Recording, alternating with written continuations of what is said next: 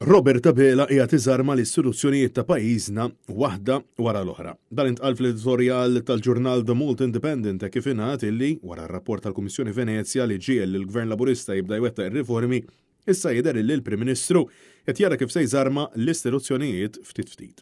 L-editur spjega li sa din il-ġimgħa stess il-Grupp Parlamentari Laburista approva ir-riforma tal-inkjesta maġisterjali li ma riforma se tkun qed tirristrinġi b'mod sever li ċittadin medju jitlob għal ftuħ ta' inkjesta maġisterjali.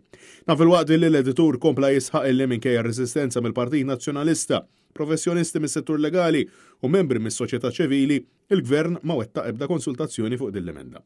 Fl-editorjal intqal li dawn it-tip ta' inkjesti kienu xewka kbira għal-Gvern tal-Labor u l-inkjesta tal-Vitals li tatlura l-isparijiet lil poplu hija eżempju ċar ta' dan.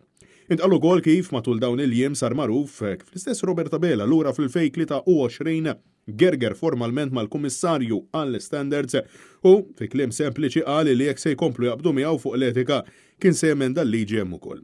L-istess Kummissarju għall-Standards ma jaqbilx mal-pożizzjoni tal-Prim Ministru u insista li tal-ilmenti u tal-bit li jsirulu huma fil-mertu tal-liġi u jekk dawn id-drittijiet jiġu limitati ikun pass totalment fid-direzzjoni l-ħażina. L-editur insista illi l-attitudni ta' Robert Abela hija ċara li kull talba jew kritika jew ilment fil-konfront tal-Gvern Laburista ikunu frivoli, bla bażi u attakki abużivi. Dan fil-waqt illi fl-editorjal intqal li l-Prim Ministru lest jala u jxekka l-dritt illi wieħed jilmenta u jikkritika b'mod legali lejn l-aġir tal-Gvern mexxi minnu u illi kull diskors il-Gvern Laburista tisaħħaħ l-istituzzjonijiet jisfaxxa fix-xejn meta l-istess Prim Ministru jidher illi jrid iżarmhom waħda wara l-oħra.